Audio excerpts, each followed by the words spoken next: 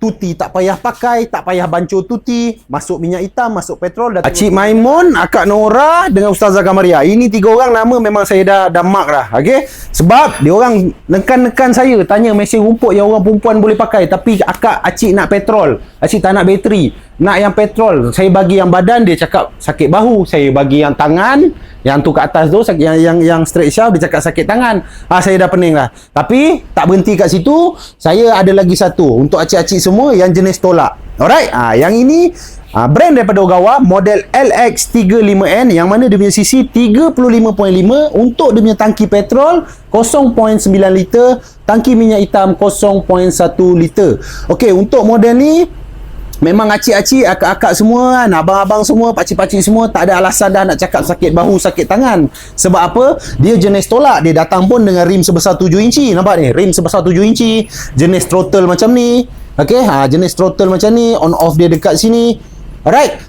Tuti tak payah pakai, tak payah bancuh tuti, masuk minyak hitam, masuk petrol, dah terus boleh jalan. Alright. Dia punya kekurangan dia pula, dia kalau kawasan sempit, kawasan berbatuan, kawasan lereng-lereng bukit, dia agak sukar sikit. Sebab apa? Dia punya posisi dia tu macam ni. Acik boleh nampak daripada tepi. Posisi dia macam ni. Tapi kalau kawasan acik tu, kebun-kebun yang tak adalah lurus sangat macam Land Mover. Maksudnya kebun yang tak ada, bukanlah berbukit sangat, cuma ada benda-benda sikit, tak ada masalah. Sebab apa? Kita boleh adjust turun naik kan. Misal kata pokok ada kat tengah-tengah, kita nak potong keliling pokok tu, tak ada masalah. Alright, nak potong keliling pokok tu tak ada masalah untuk model LX35N.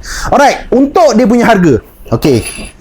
Andai kata acik duduk berdekatan dengan kedai saya yang bertempat di Warnes Missionary Taman LKT Bukit Jalil, acik kira kawasan KL Selangor, kira nak datang ke kedai ni maksimum pun 20 minit, setengah jam boleh datang kan.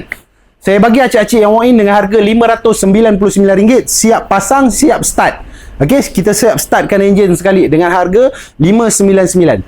Tapi andai kata acik-acik jauh daripada Kuala Lumpur, acik-acik nak beli juga, terpaksa beli dalam beg kuning. Beg kuning dia punya harga tak ada promosi lah, kecuali acik-acik ada kupon atau ada voucher. Harga dalam beg kuning RM659 sahaja. Okey, ini model acik-acik dah tak ada alasan. Ustazah Kamaria, Akak Nora dengan Acik Maimun tadi memang tak ada alasan dah. Boleh terus beli yang ini, boleh terus datang ke kedai. Okey, kita jumpa lagi untuk next video. Assalamualaikum warahmatullahi wabarakatuh.